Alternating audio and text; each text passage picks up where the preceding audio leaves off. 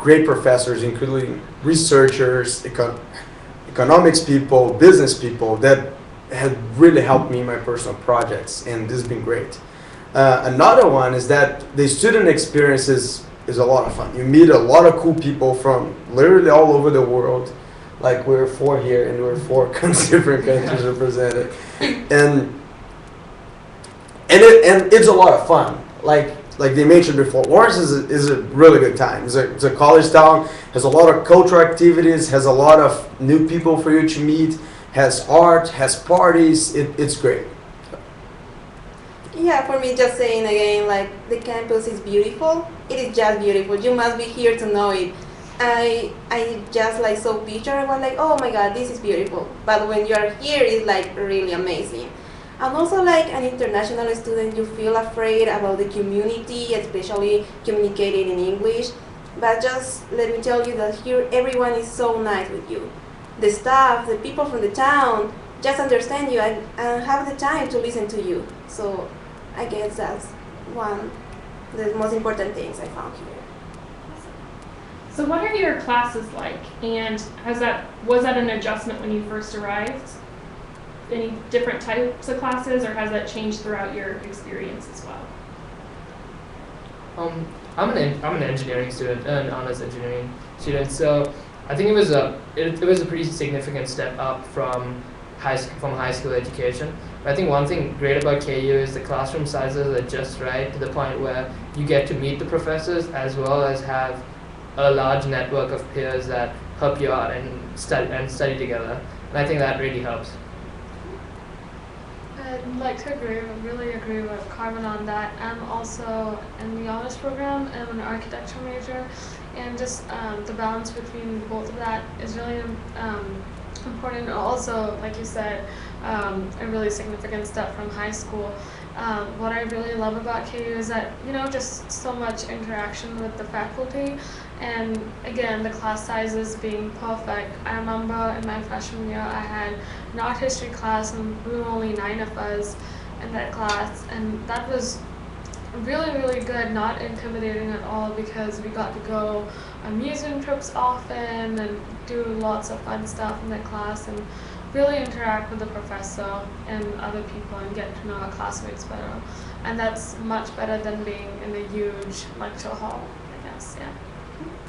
And Melanie, I know you're part of the honors college or honors program. Could you please talk about that process for being selected for that and some of the requirements of that, or just that experience in general? I remember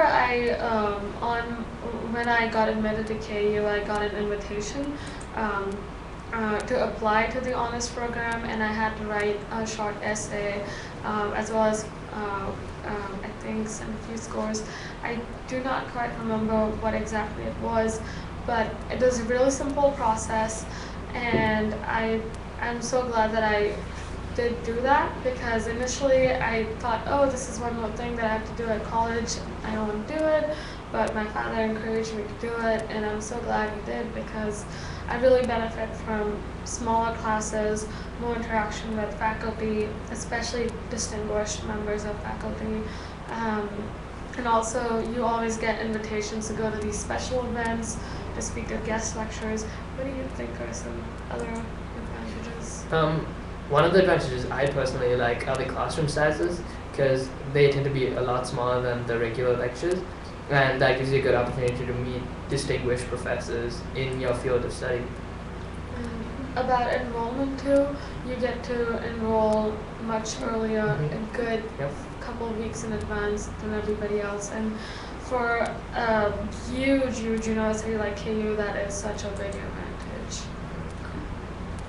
I guess other thing really great about the classes from the honors program is like they could be a little bit more challenging, but also you get to be more creative. As like in a normal English class, you get to write a lot of papers and learn how to write. But in the class I'm now, it's just like more creative. We even have projects like to draw and explain the plot of the story in it. So it's really great instead of be sitting just writing essays in a normal class. One more quick observation about the honors program is that they have more scholarship money for you to do your separate projects.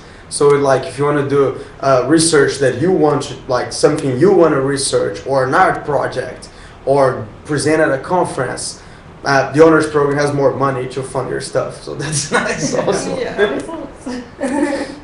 Now, Mariana, you mentioned that you have been involved in some research already with your program. Yeah. Could you talk a little bit about that, how you were selected for that, or how you approached that, and then some of the things that you're doing?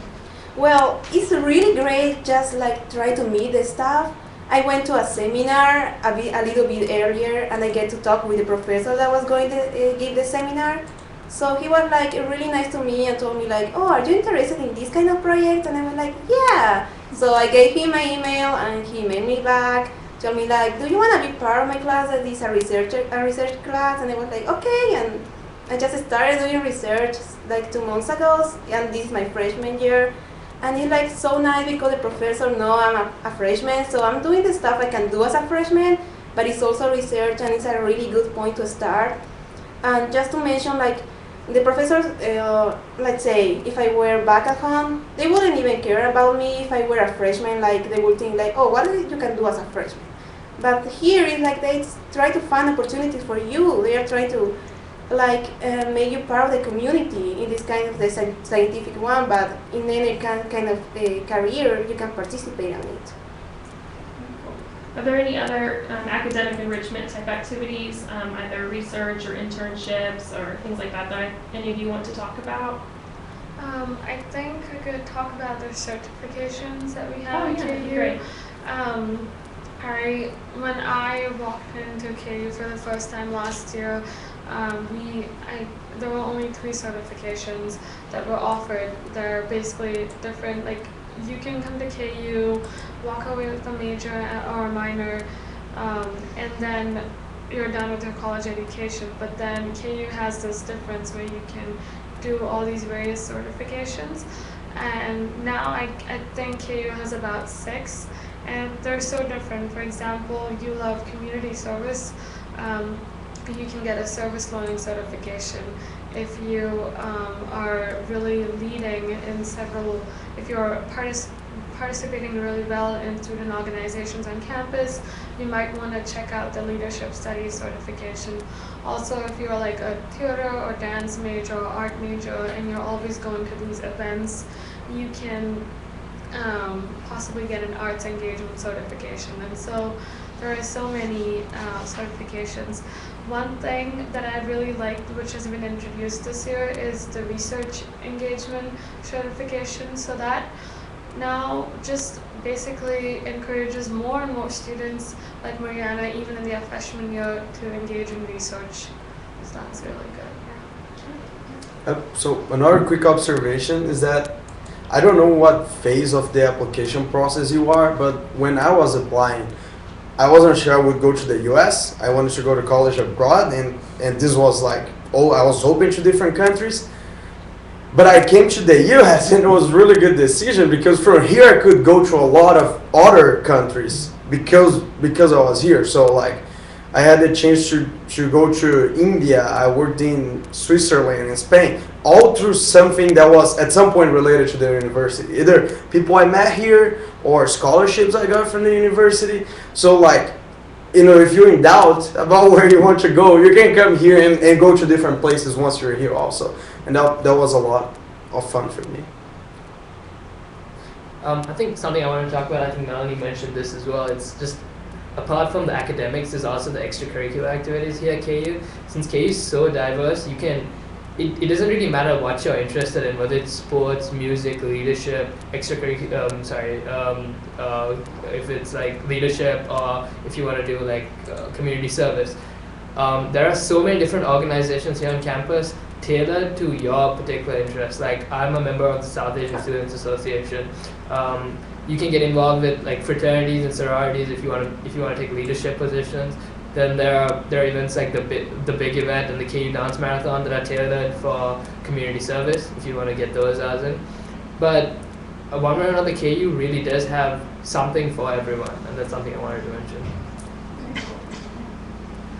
Awesome. Well, another thing that I was wanting to ask you all about is traditions. So that's something that KU is known for. So is there a tradition you care to share, or one of your favorite traditions that you might mention? Yeah, sure. I think it's like a top tradition in KU campus is that the game basketball was invented here. And how crazy is that? It's like in the university. That was mind blowing for me. So it was like literally like the guy that we have the original rules. So like when the guy wrote down the rules, it's on campus, and we got like a sweet basketball court, which fits like almost 20,000 people inside the campus. That was a mind blowing thing for me, and like the football stadium fits 40,000 people, and it's a little bit more than 40. And that was crazy for me also. Like professional soccer stadiums in Brazil are smaller than that, and this is all on campus. Like, isn't that crazy? Yeah. So that's the sports, particularly the basketball, is one of my favorite traditions. I think sports is really big here at KU, like you mentioned. Obviously, there's a whole bunch of basketball and football traditions, but a tradition I would like to highlight is it's not something I've particularly done yet. When every student graduates, they walk down the hill by the Memorial Campanile, which is a building dedicated to the World War veterans. That's something I look forward to doing. Now another question, do you all ever get homesick, or did you ever get homesick? And if so, how did you handle that? I think getting homesick was a big deal for me because I'm very close to my family, and it was really the first time I was out of my house, let alone like thousands of miles away from home.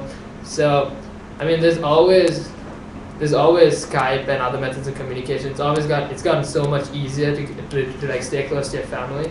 But apart from that, KU has a sort of I don't know how exactly to put this, but it's sort of like a family mentality where everyone you live with becomes so close to you that they become your family, and their families become your families. Like I've spent so much time at my friends. Just at my friends' houses, either it's for Thanksgiving break or over the weekend, whatever it be.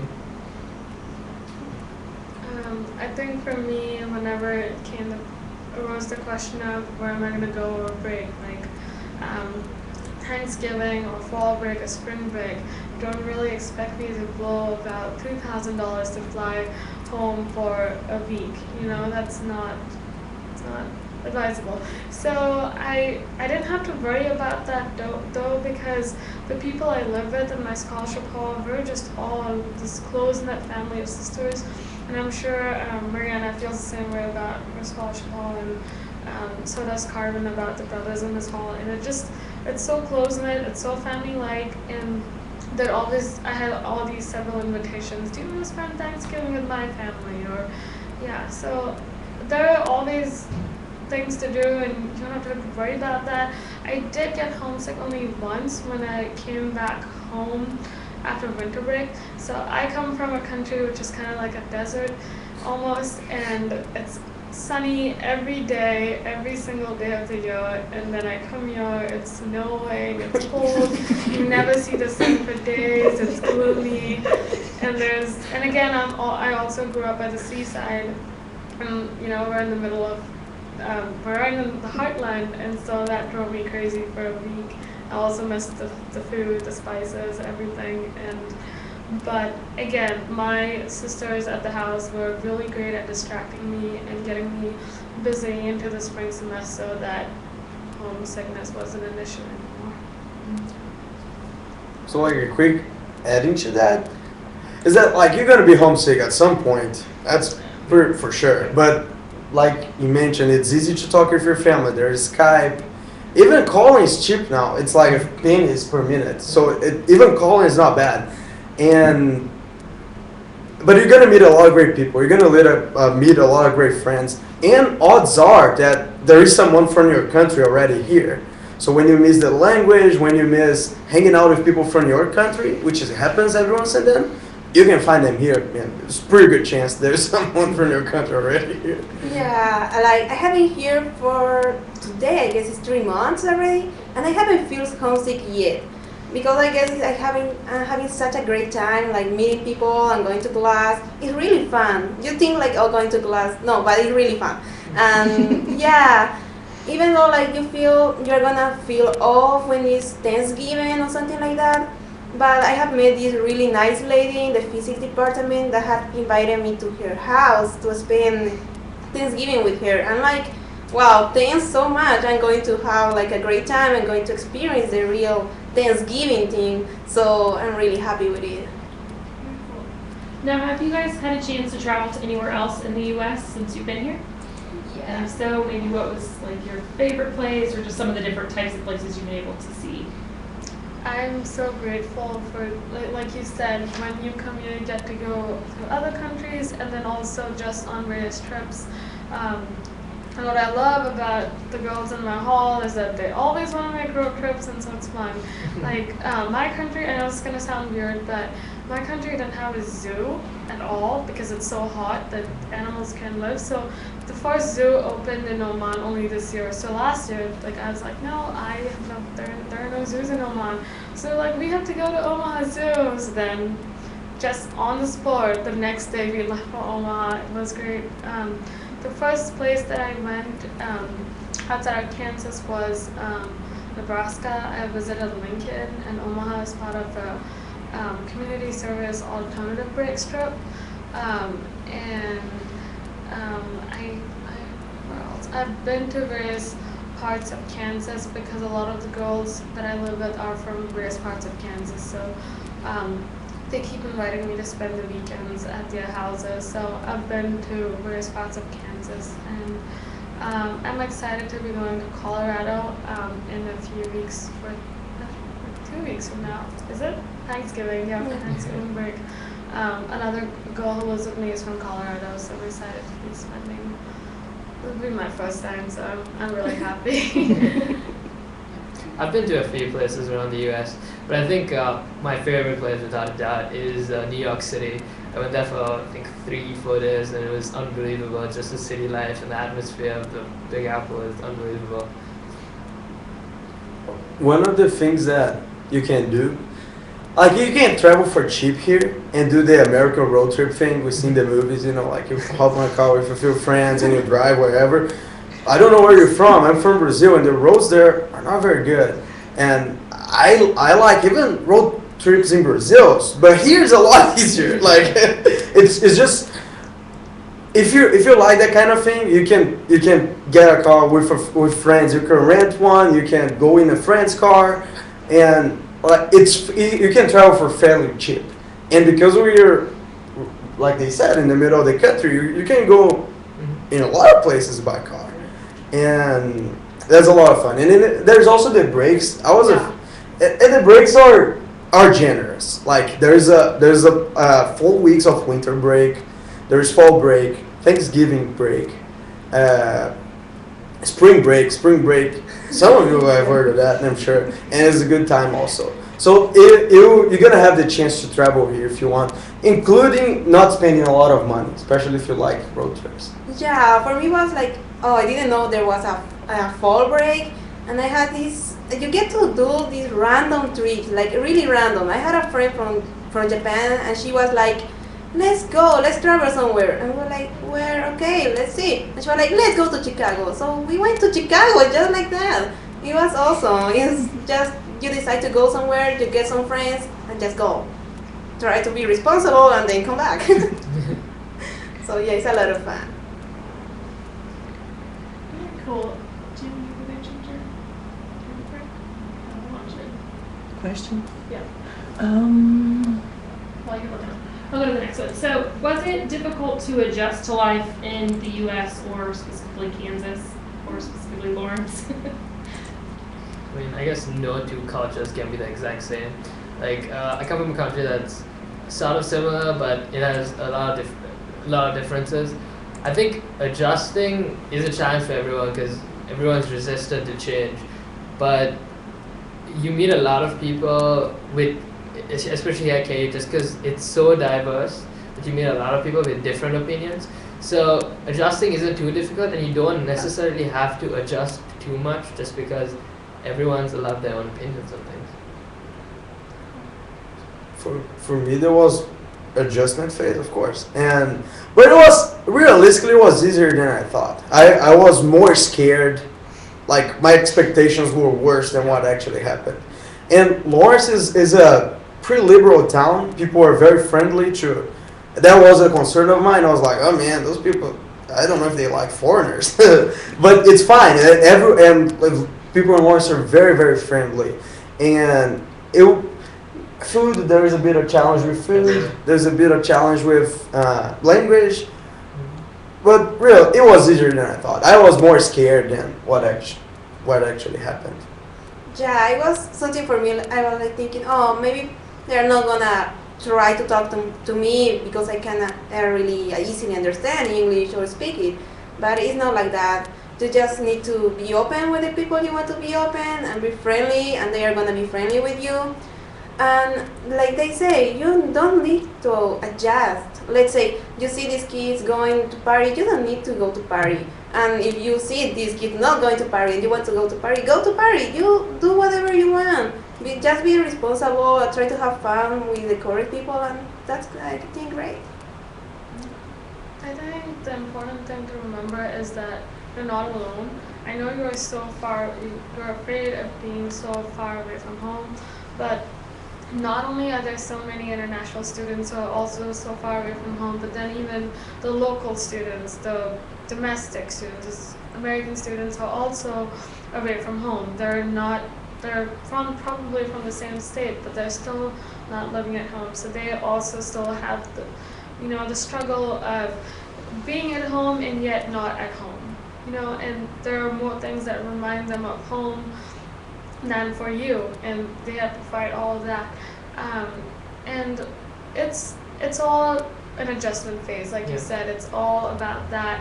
In the end, you're gonna rise stronger since you're overcoming so many factors like change in possibly dressing, change in the food, the language barrier, so many things, even climate, as for me. And so you're just going to be a more versatile international person than you think you already are, and you're just more independent. And just watch out for the first break your first break from college life when you go back home, and everyone shall be amazed with how independent you have become. Now, what is there to do in Lawrence, and do you feel safe when you're, around town? Totally safe. I was really surprised. Now I think about home and I realize it's not quite safe compared to this. It's not even safe compared to Lawrence. It's just you can go around 3 in the morning in the town and it's perfectly fine. And I have done that with a friend going to the train station, and we were like, yeah, walking 3 to the station from the campus, and it was perfectly fine. Lawrence is a very safe town. It's about 100,000 people, and it's about like 1/3 of that is students, roughly, combining KU and another a smaller university that is here. There's like 30-something thousand students in town. Mostly a college town, very safe, and there's a lot to do. There are museums, movies, a lot of restaurants, a lot of parties going on. It's a good time. You're gonna have. I was afraid my city is about 6 million people city, like the metro area. So I'm like, oh man, it's 100,000 people. I don't know if I'm gonna have enough stuff to do, but there's plenty. Like that was a concern of mine. I don't know if this town would be fun enough, but it is plenty. And Kansas City is close by, so if you need to do something that is not in Lawrence, you can go to Kansas City. It's a bigger city, which is less than an hour away. Yeah. I mean, Lawrence is a small town, but there's always something to do. Whether it be like going out on weekends, because I love going out on weekends, and whether it's restaurants, museums, music, art, performance. Something I'd like to mention on safety is Lawrence has this really unique thing called the Safe Bus and Safe Ride that it's completely free. I'm not sure the exact details, but you pretty much just get on it whenever you want, and it takes you right back to wherever you live, whether it's the Downs or the Scholarship Halls or whatever it is. I'd like to expand on that a little bit. So basically, they had the Safe Bus, which is basically a yellow routed bus that goes not only through campus but in other hotspots in Lawrence. So if you happen to be shopping at Walmart on a Saturday night or Friday night and you live somewhere in the dorms and you're an international student, you don't have a car, that is your lifesaver, the Safe Bus. Also, if you happen to be someplace where there is no bus stop for the Safe Bus, you can call that number. You can even you have a card, you just put it on your smartphone scanner and it'll call the number and Safe Ride will come and pick you up immediately. And it's really swift and they'll always ensure that you're safely inside your house before they drive away. It's good. Personally, I've used it a lot of times during my freshman year because like most this is not stereotyping, but like most architecture majors, I spend a couple, at least in freshman year, I spent a lot of late nights in studio, and it's past midnight, and like most people would advise, you don't necessarily walk down the street, a lone street, like solitary street by yourself. That's something that you wouldn't do in any place. It's not something that you wouldn't say, oh, that's not safe, so Lawrence isn't safe, but that's somewhere that applies to any place. You won't walk into a situation of trouble, so the best bet would be Safe Ride. I used to call them and they would drop me to my scholarship loan. And it's free, which is nice. It's free, that's the good thing. So about how many hours are you in class each week, and then about how many hours do you spend studying or doing projects outside of class? So I take 14 credit hours right now, or 15. And I think there's an exact formula for that. I think it's for every 1 credit hour you have in class, you maybe have like 2 or 3 hours of homework for that. So 14 credit hours is basically 14 into 4 hours of your week spent studying, which is a good way to do it. And that's just a formula to calculate approximately how much you're going to be spending. You may be doing really well in one class, so you don't probably need to spend much time on that, but some classes would require more, especially with labs and studios. They're usually about 6 to 9 credit hour, and they pretty much take your entire time. That'd be challenging, yeah. Have there been any unexpected expenses that you didn't know about in advance or think about until you got here? I guess my most surprising expenses were the books. But when you think about it, I was like really concerned about buying them. They're not really expensive, but when you are not thinking, like when you relate the books to home, they are quite expensive. But one girl told me like, you are here now trying to get a degree from here, and you think like this small price is gonna be like a really huge thing when you project your big dream in it, and it's not. Just think about it, like a small book can make a really big difference in class. So I decided to not concentrate in the price, but instead of that, focusing on how I'm going to give value to that price I bought the book, like really studying it and really putting effort on learn what is written there. I guess that. I think the biggest expense that I completely forgot to calculate when I was doing my college planning was the money you spend during the breaks. So I think there's there's 2 big breaks and 2 short breaks. Is that right? Yeah, Thanksgiving and so on, and 2 big breaks. So I think you need to account for the fact that you'll have to either move into the dorms, or if you go to a friend's place, you will have to like buy food from outside, just going out and stuff like that. But breaks is something that needs to be taken into account for. It's a good point, but other than that, I was looking at that like yesterday for a friend that's coming to KU, and like the budget that KU puts online is pretty accurate, and I found it like they're on the safe side. I actually spent less than KU shows on the website with like books and food and that kind of thing. So if you go through what's put on the website, you're gonna be safe. Also, since it's a college town, you'll always be bombarded with student saver discounts. Even if you go downtown say you want to have dinner with your friends on a Saturday night, there will be some locations downtown that you show your KU ID and you'll get a discount on whatever you buy. So that's good. Could one of you, both of you, talk about the weather? Uh, Let's be honest about the Okay. weather here. It can be a little unpredictable and changing. So. Yes. So the weather's completely different for me Sure. compared to home. So I'm from Sri Lanka and it's a tropical island and the weather does not really fluctuate at all.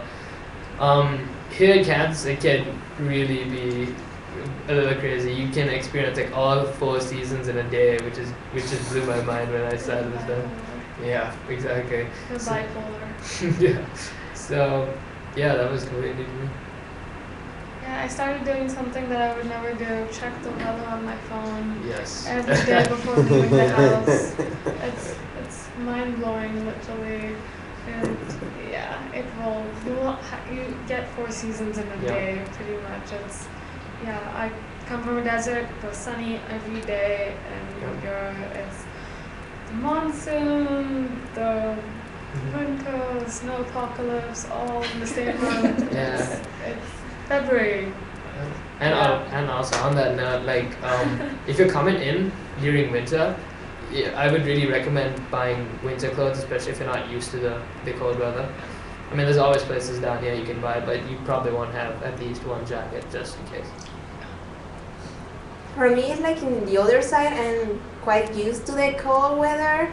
So when I arrived at the start of fall, it was really hot for me. So I just had to buy shorts and t-shirts because most I have like coats and jackets. That's what I wear at home. So now I'm getting more comfortable with the weather. Do you have a new favorite season for here, or is it just summer? For you too. I kind of like fall, actually. Fall, yeah. Yeah, the campus is so beautiful. You should Google pictures, KU Fall, and all different colors. It's awesome to just walk on JR Boulevard. It's such a nice walk on campus every day during the fall. Yeah. It's beautiful. The campus on fall like now, it was really beautiful to me. I have never seen really fall at home. That let's say we know it's fall, but I have never seen the leaf changing color, and it's really truly beautiful because we can see we are kind of up on the hill. So if you look from one of the places, you will see all the trees in different colors. It's really beautiful. Another just little adjustment issue that was mentioned briefly was food. So if you could maybe talk about food and if that was a challenge or if it's still a challenge, or maybe if you're able to find comfort food every now and then that reminds you of home, or how you kind of deal with that adjustment. So we live in the scholarship halls. Oh, Yeah. so Yeah. so it's kind of like the dorms. You're basically technically on a meal plan which follows a set routine of food. So food definitely can be challenging if you're a picky eater like me.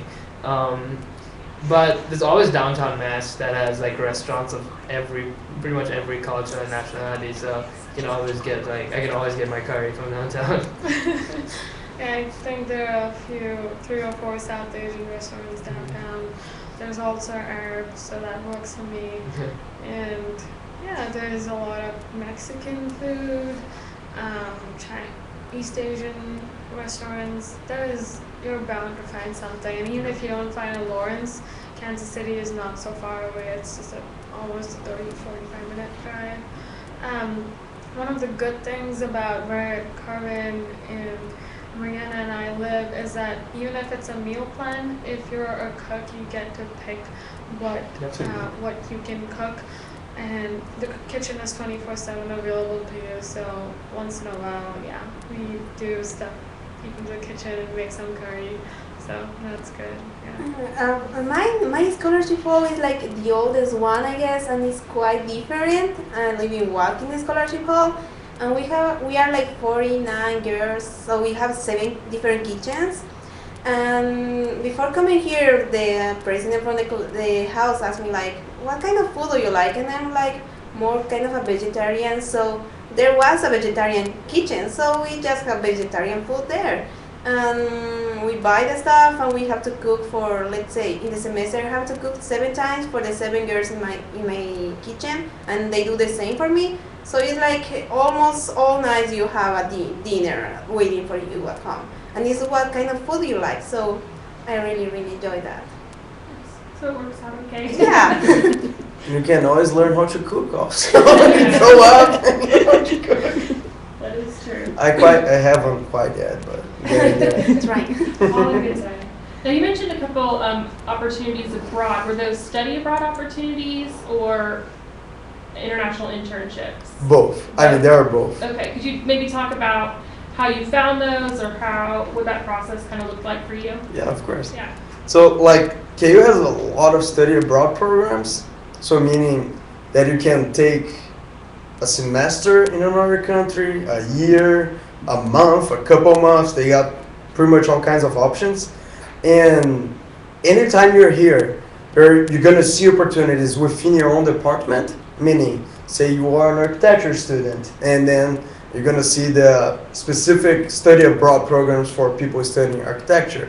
Or if you want general, more kind of study abroad programs, you can go anytime at the study abroad office. So it's called Lippincott Hall, and you can go talk to someone there, and you might be interested to learn a new language. Oh, by the way, there's like all kinds of language classes at KU also, and like you can take classes on pretty much any language, and that you can learn English here, and you can also learn whatever else you want. And so when you're here, you can go and you can look that up online also. You can see what kind of programs KU have, and there's always some sort of scholarship offer, and there's always at least some opportunity, and some can be up to fully funded if you apply to the right places. And for internship, they also have at the study abroad office like internships abroad, so that you can work or do research abroad. But there's also like outside, and in my case, I went through a student organization that for an internship abroad. So both options, it's good. You should take a look at it. And what was your internship abroad, just out of curiosity? Yeah, of course. I was working with social media with a company called EF, Education First. They're based off in Sweden, but the headquarters are in Zurich, and so I worked for a tiny bit in Zurich, just like kind of stopped by, and then went to Barcelona to work for a bit longer. This was over a summer break.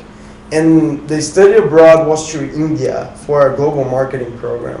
That was a lot of fun also, and got to see a lot of different cities in India. And I mean, like, I wouldn't expect that I would go to India because I was here. So it was really nice. You're gonna find a lot of opportunities when you get here. Well, I think it's kind of a wrap up. If we could just go down the line, and if you have any parting advice or wisdom or something you want to share about KU that you didn't have a chance to share, just do that to kind of do final thoughts. Can I say something in Portuguese real quick? Yeah, go for it. Ô, brasileirada, vem pra cá, o trem é bom. Muita festa, as aulas são boas, professores muito bons, muita oportunidade bacana. Eu sei que dá um medinho, claro que dá, quando você tá vindo estudar fora, mas vem pra cá que o trem é bom. Se quiser conversar comigo, peça o contato para eles, que eu vou deixar meu e-mail e telefone. Então, se vocês quiserem bater papo, converse com eles, a gente pode conversar, tirar a dúvida, e pode vir que é bom demais. Valeu. Thank you. Oh, that would be cool. Can I say something in Yeah. Spanish too? Yeah, go for it. Okay. Todas las personas que están aquí queriendo estudiar y hablan español, no se sientan asustadas por venir. Es algo realmente impresionante cómo vas a recibir un cálido, cómo estás, cómo te sientes, cómo las personas te van a ayudar a integrarte. No tengan miedo. Yo también me sentía temerosa de venir a estudiar y no poder con las clases, sentía que no iba a entender el idioma y que iba a fallar en todo. Y no es así, han sido 3 meses magníficos, me siento como en casa, así que vengan, siempre hay oportunidades y todas las personas que estamos acá hablando y todas las personas que vas a conocer internacionales están ahí para ti. Thanks guys for listening to us. I hope we helped out as much as we could. One last word of advice I'd like to give is make sure when you apply to KU, you take time with applications, because I know that it's definitely going to be the right decision you make, because the transition is pretty easy. The community here is very friendly, and the academics are great, so it's going to be the best decision you make. Thank you. I'd like to say that I know you're right now busy applying to probably several colleges. Like Carmen said, just spend time on those applications. It can get stressful because you're probably managing high school at the same time, and it's difficult. Or yeah, so just spend a lot of time on those applications. Spend, because when you come here, if you do happen to come to KU, it's all worth it, because all of that homework that you did before coming here, it's going to be really beneficial. And do not worry about being homesick, because trust me, you'll be too busy to be homesick. So there you go. So I'm going to come over to say farewell as well. We left our slide up with our different contact information. Sort of. No, not in it. It's okay. It's alright, just listen to me. I'm here, trust me. This is our slide with our contact information, with our website and email address. So please feel free to contact us if you have any questions. You can also visit our virtual chat. The rest of the day will be there until 6 p.m. Central Time. So thank you all for watching, for listening, and we hope to hear from you soon. Talk to you later. Bye. Bye.